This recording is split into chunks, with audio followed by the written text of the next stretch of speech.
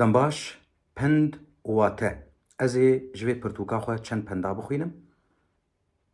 پندên Kurdî sal 2014 de min ev pirtûk çap kir. 3400 pend tê de ne. Çend penda ez ê jê bêjim. Kurd dibêjin bejin bi riqî dil xerriqî. Ev bêtir ser keçê tê gotin. A got bejna wê xweşik be, gidhêli çilo got gixort bin avî bibin. Çilo mejiyê xorta her û veneger.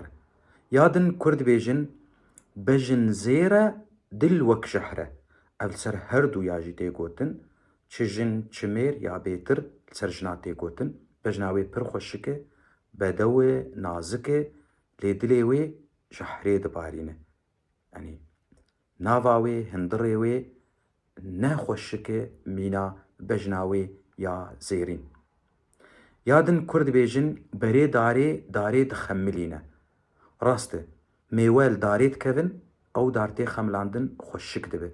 Berhemên darê, berhemên mirova jî wilo ne.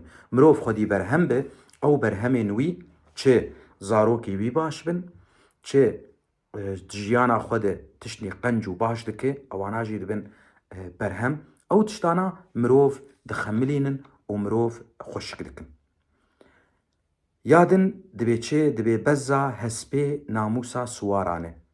Bava gog hesp di qoşê de direve, bi ser dikeve, siwarê xwe jî bi ser dixe. Ji ber vê yekê dibêje beza hespê namûsa siwaran e. Serkeftin ya siwarayî. Ji ber got hespa wî jê hatî bû.